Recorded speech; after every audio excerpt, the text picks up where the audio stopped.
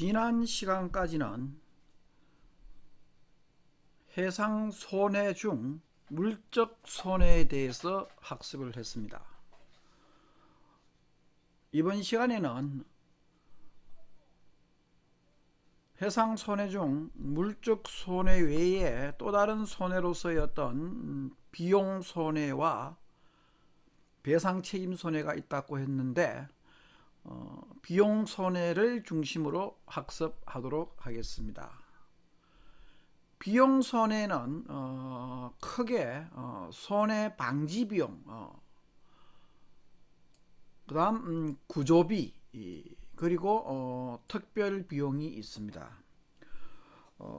교재에는 손해 방지 비용으로 되어 있습니다만은 통상적인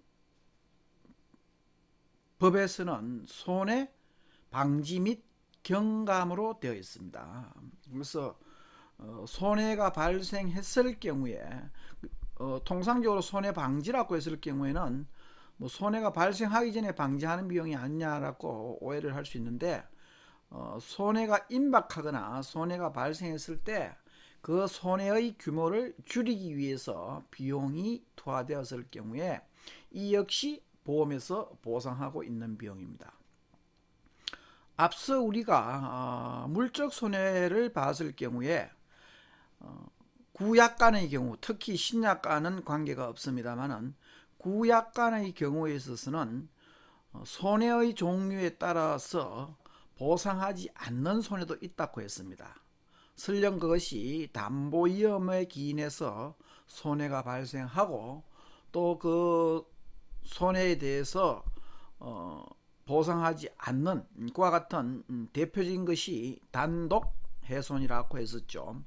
아직 우리가 그 분손 중에서 단독 훼손에 대해서는 학습을 했습니다만은 공동 훼손에 대해서 자세한 학습은 하지 않았습니다. 12장이 끝나면은 여러분 교재 13장에 공동 훼손과 관련해서 학습을 하도록 하겠습니다. 그래서 구약간의 경우에 있어서는 물적 손해의 경우에 있어서 보상하지 않는 손해도 있었습니다만은 손해 방지 비용과 구조비, 특별 비용의 경우에 있어서는 구약간이든 신약간이든 약간의 종류와 관련 없이 그것이 손해 방지 비용이라든지 혹은 구조비라든지 특별 비용일 경우에는 보험에서 보상한다는 취지의 약관이 되어 있습니다.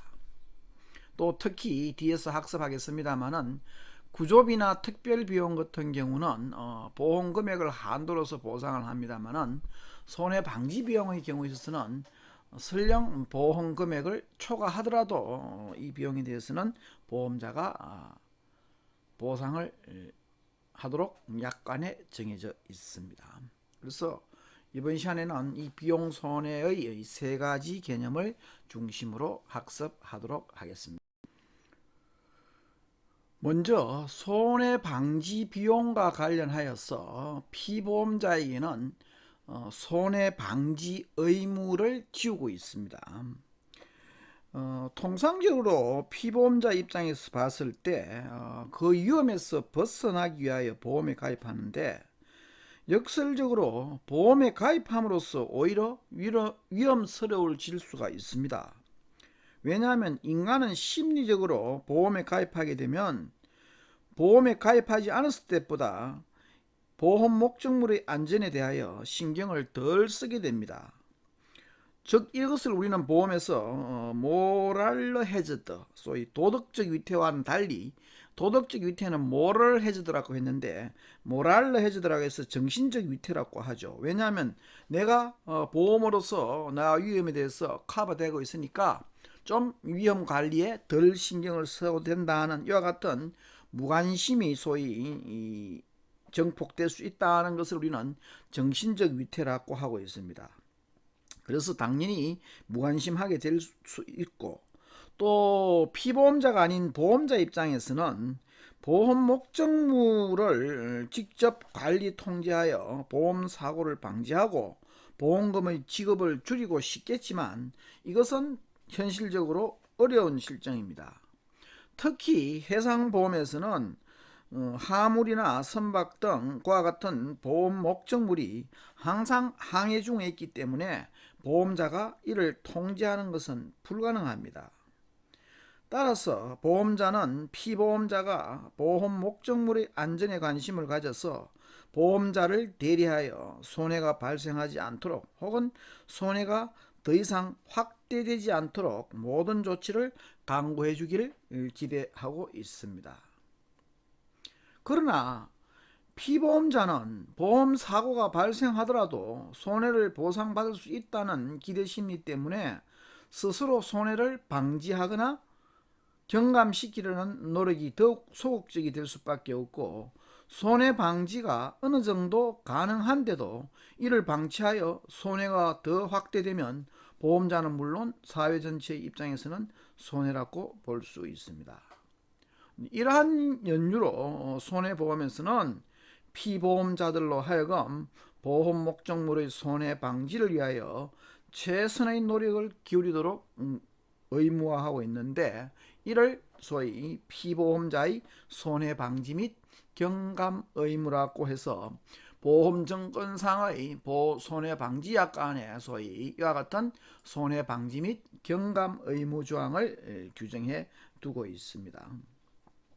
그래서 이것을 우리는 이제 손해 방지 의무라고 하고, 만약 이와 같은 손해 방지 의무를 위반하는 경우에서는 그 손해 방지 의무에 소위 합리적인 조치를 당연히 해야 되는데도 불구하고 이를 해태한 경우에 보험금 지급이 거절될 수도 있습니다. 이 점은 영국 해상보험법에 명시적으로 규정된 바는 없지만은 피보험자는 그의 대리인이 손해방지와 경감 의무를 위반한 것은 곧 보험법과 보험약관을 위반한 결과로 보기 때문에 보험자는 보험금을 지급하지 않을 수 있습니다. 오히려 보험자는 피보험자가 자신의 의무를 소홀히 함으로써 생긴 손해에 대해서 그 손해액만큼의 경감 또는 손해배상을 청구할 수 있다고 볼 수 있습니다. 교재 340페이지 보면은 그와 같은 판례가 하나 나와 있습니다. 경우에 따라서는 그 손해방지 경감 의무를 소위 하지 않음으로 인해서 피해를 본 그와 같은 경우에 있어서의 보험자의 소위 보험금 지급 거절의 판례가 하나 있습니다. 그래서 이 의무라는 것은 보험자가 결국 손해방지 의무 위반이 손해방지 의무 위반이 있는 경우에 그 의무를 해야 할 피보험자가 위반을 할 경우에는 당연히 거기에 대해서 보험금을 소위 감액하거나 아니면 경우에 따라서는 지급하지 않을 수도 있는 반면에 그 의무를 두고 있기 때문에 만약 손해방지 의무의 결과로서, 즉 피보험자의 손해방지 의무의 결과로서 비용이 발생한다면 거기에 대해서 보험자가 보상하겠다는 취지의 약관을 우리는 손해방지 약관이라고 하고, 해상 적하보험약관에도 그와 같은 취지의 소위 피보험자의 의무라 해서 그와 같은 취지의 약관이 규정되어 있습니다. 자, 이것이 우리가 이제 왜 손해방지 의무가 있느냐 혹은 그 비용에 대해서 보험자가 부담하느냐에 관한 어떤 문제라면은 손해방지, 그러면 그와 같은 손해방지 비용은 무엇인가 라는 데 대해서 학습을 하도록 하겠습니다. 자, 피보험자나 그 피보험자의 대리인이 손해방지 및 경감 의무를 수행하기 위해서 지출한 비용을 손해방지 비용이라고 하고 있습니다. 즉 보험증권상의 보험 손해방지약관에 따라서 보험자가 추가로 보상하는 비용을 이야기하고 있는데, 이러한 비용은 보험자가 별도로 보상합니다.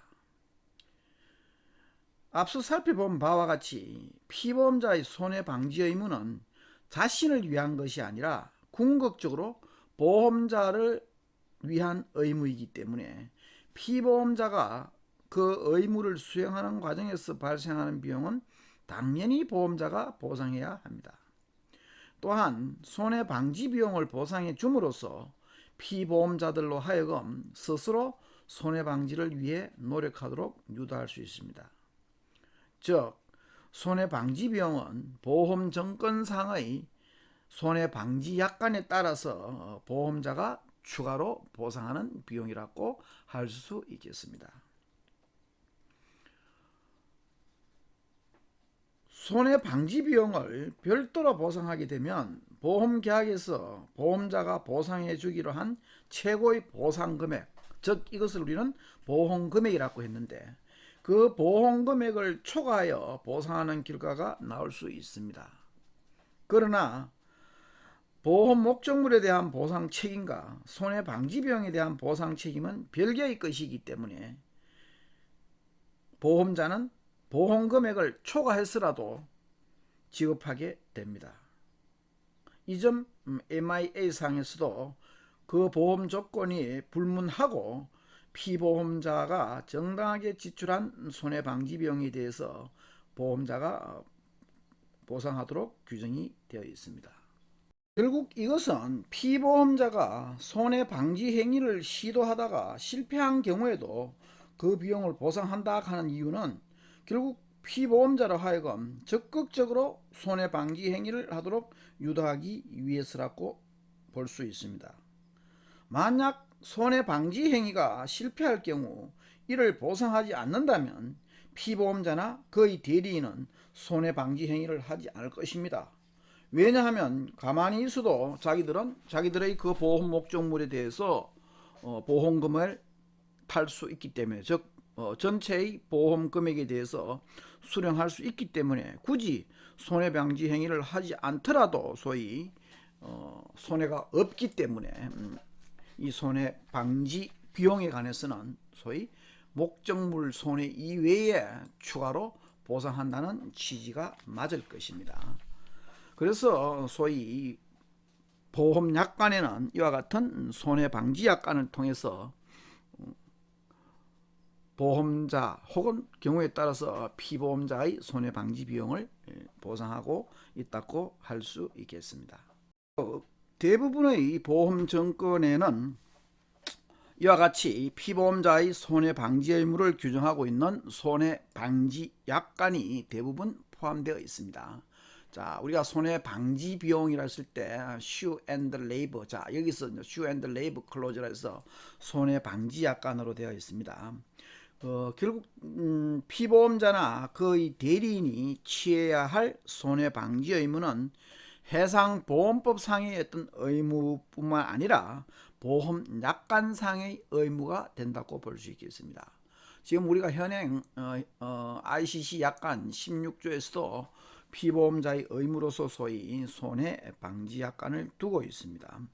그 16조에 보면은 피보험자의 의무로서 피보험자나 그의 사용인 및 그의 대리인이 손해를 방지하거나 혹은 경감하도록 모든 합리적인 조치를 취해야 하며 아울러 이런 의무를 수행함에 있어서 적절하고 합리적으로 발생한 각종 비용은 보험자가 보상한다고 규정되어 있습니다.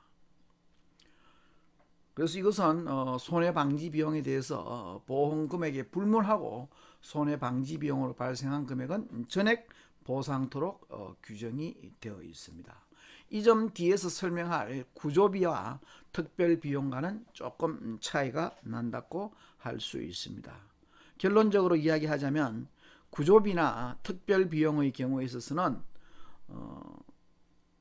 그 보험금액을 한도로서 지불하기 때문에 같은 손해비용이라 하더라도 손해방지비용과는 조금 차이가 있습니다. 적하보험뿐만 아니라 선박보험의 경우에 있어서도 협회기간약관, 우리는 화물의 경우에는 적하약관이라고 합니다만 선박의 경우에는 통상적으로 일정 기간을 소위 보험기간으로 해서 보험계약이 체결되기 때문에 이것을 우리는 협회기간약관이라고 하는데 이 선박보험에서도 손해방지비용은 추가로 보상되지만 그 한도액은 보험금액으로 한다는 점이 적하보험과 차이가 있다고 볼 수 있습니다. 왜냐하면 보험금액 이상의 비용을 투입하면서까지도 손해방지 행위를 한다는 것은 합리적이 못하다는 이유 때문입니다. 그리고 일부 보험의 경우, 소위 이제 일부 보험이란 것은 보험 가액보다 실제 부과된 보험 금액이 적은 것을 이야기했었죠. 이와 같은 일부 보험의 경우나 선박의 가격이 상승할 경우에는, 선박의 가격이 상승하면 처음에는 전부 보험으로 가입하더라도 보험 가액이 소위 상승해서 자동적으로 일부 보험이 된다고 볼 수 있겠죠. 이런 경우에는 역시 손해방지 행위에 지출된 비용 전액이 보상되지 않는 경우도 있습니다. 이것은 손해방지 보상액의 소위 비례보상 방식, 즉 일부 보험의 경우에 있어서는 비례보상 방식이 적용되기 때문에 그렇다고 볼 수 있습니다.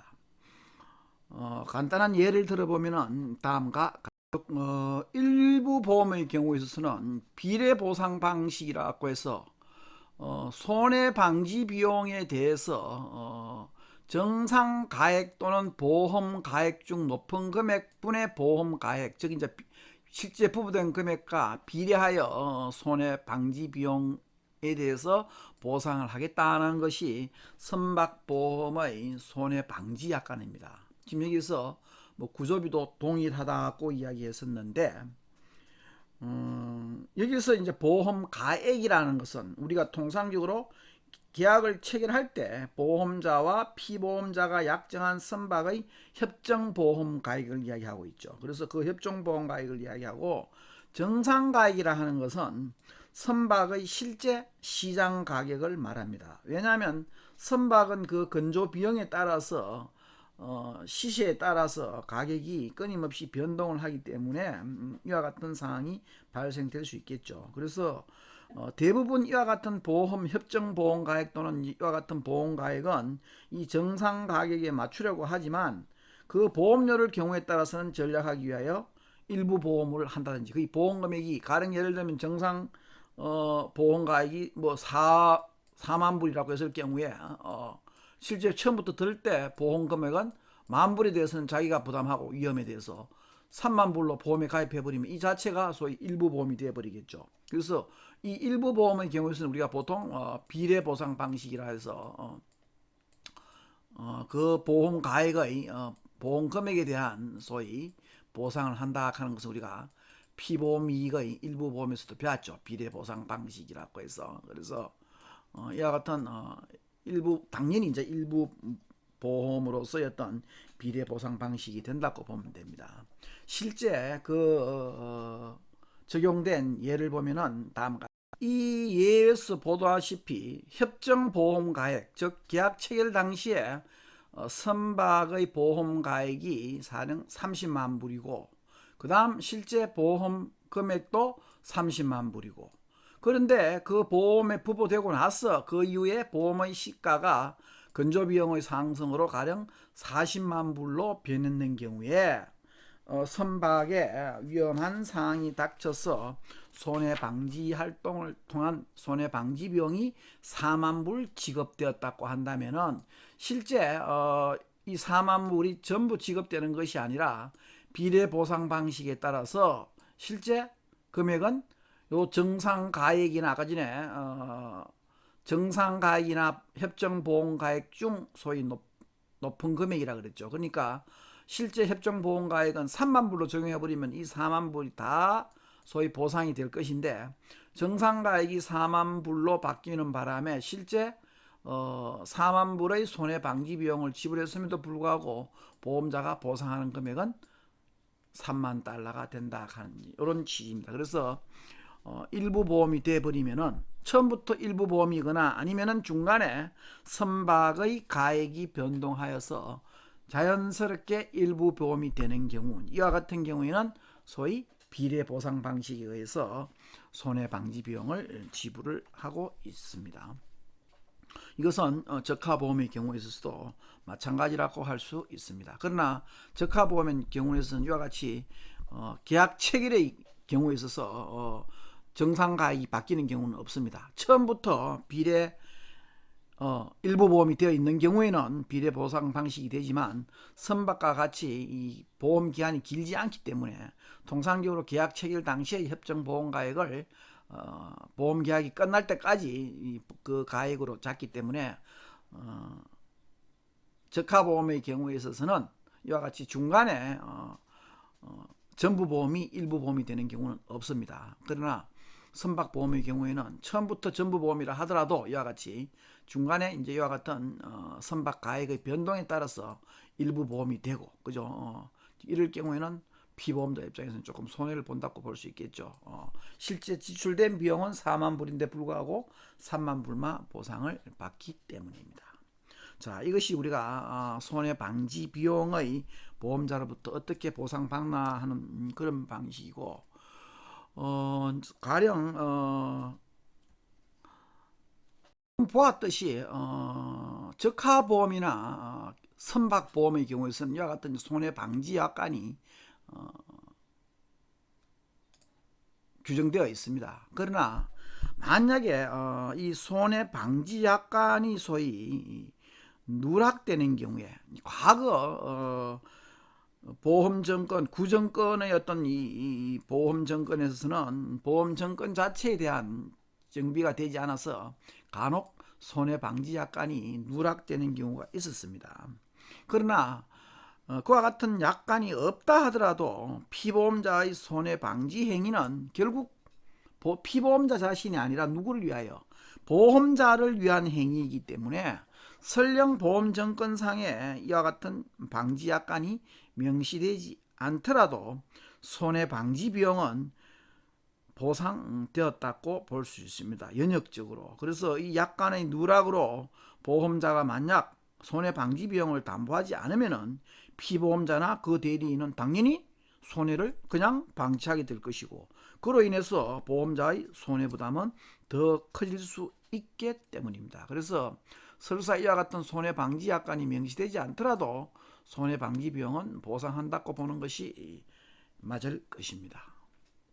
자, 이상으로 손해방지 의무 및 손해방지 비용 또는 손해방지 약관의 개념에 대해서 살펴보았고, 자, 그렇다면 이와 같은 손해방지 비용의 성립 요건은 무엇인가? 자, 이와 같은 피보험자가 지출한 비용이 손해방지 비용으로 성립하기 위한 요건이 무엇인가에 대해서 이어서 학습하도록 하겠습니다. 손해방지 비용, 즉 피보험자나 그의 대리인이 지급한 그 손해방지 비용이 보험자로부터 보상받기 위해서는 다음과 같은 요건을 갖추고 있어야 합니다. 먼저 중요한 것은 피보험자의 손해방지 행위입니다. 누구에 의한? 피보험자가 지출한 비용을 그 손해방지 비용으로 보상받기 위해서는 이와 같은 손해방지와 관련된 손해방지 행위의 주체자가 반드시 피보험자나 혹은 그의 대리인이어야 합니다. 통상적으로 이 피보험자 혹은 피보험자에 의해서 대리된 사람이어야 하고, 이것은 영국 해상보험법상에서도 손해를 방지하거나 또는 경감하기 위하여 합리적인 조치를 강구하는 것은 피보험자 또는 그의 대리인의 의무로 규정하고 있어 손해방지 행위의 주체자를 피보험자와 그의 대리인으로 명시하고 있습니다. 만약에 위험상황이 닥쳤을 경우에 피보험자가 아닌 제3자가 그와 같은 행위를 했을 경우에는 그때는 경우에 따라서는 구조비, 경우에 따라서는 공동훼손, 경우에 따라서는 특별비용 이와 같은 것으로 보상을 받게 되는데, 일단 피보험자 자신에 의한 어떤 손해방지 행위여야 한다. 그래서 가령 제3자가 손해방지 행위를 했는 경우에는 손해방지 비용으로 보상될 수 없다고 볼 수 있고, 그 다음 이와 같이 이 손해방지 약관이라는 것은 결국 보험계약을 보충하는 것이기 때문에 그 적절하고 합리적으로 발생된 것은 한도액에 상관없이 보상된다고 했죠. 그래서 그 적절하고 합리적인 손해방지 비용은 그 사실 문제로서 사건에 따라서 적절성과 합리성의 기준이 달라질 수도 있습니다. 가령 이와 같은 손해방지 비용이 계속 논란이 되는 것은 뭐냐면 실제 보험 목적물의 가치 이상으로 비용을 투입하면서까지 손해방지 비용을 할 수 있느냐 하는 점인데, 이 점에 대해서 앞서 본 바와 같이 선박보험에서는 그 손해방지 비용의 한도를 보험금액의 범위 내로 한정하고 있지만 적하보험의 경우에서는 실제 보험금액을 초과하더라도 보상하는 걸로 되어 있습니다. 그래서 여기서 이제 합리적이라는 것은 사안에 따라서 판단이 돼야 되고 그것이 너무 과해서는 안 된다 하는 이런 사실. 그 다음에 세 번째로 나오는 것이 위험의 실제 닥쳐야 된다는 겁니다. 그 위험이 실제로 발생해야 된다는 것입니다. 즉 보험 목적물이 실질적으로 위험에 처했을 때 임박한 손실을 방지하기 위하여 피보험자가 지출한 비용은 손해방지 비용으로 보상됩니다. 만약에 안전하고 정상적인 상태에서 발생한 비용이라면 손해방지 비용으로 인정되지 않는다고 볼 수 있습니다. 그래서 시험이 임박하거나 실제 발생했을 경우라고 보는 것이 위험의 실제라고 볼 수 있을 것이고, 다음 우리가 앞서 이야기했듯이 당연히 이제 그와 같은 손해방지 비용으로서 지출되는 것은 담보 위험으로 인한 소위 손해가 발생할 경우에 거기에 대한 손해방지 비용이어야 한다는 것입니다. 앞서 우리가 해상 위험을 학습할 때 proximate cause, 즉 근인주의에 대해서 학습을 했었죠. 그래서 이 근인주의라는 것은 반드시 이 보험자가 그 담보 위험에 근인해서, 그래서 담보 위험에 소위 근인해서 발생하는 손해, 즉 그 결과에 대해서, 자 이것을 우리는 인과관계라고 했었죠. 그 결과에 대해서만 보상을 하기 때문에 당연히 담보 위험으로 인한 손해를 방지하기 위하여 지출된 비용만 손해방지 비용으로 성립된다고 볼 수 있습니다. 보험 정권에 의해서 담보되지 않는 손해를 방지하기 위하여 또는 경감하기 위하여 지출된 비용은 손해방지 약관에 의해서 회수될 수 없다고 할 수 있겠습니다. 자, 이것이 우리가 손해방지 비용의 성립 요건입니다.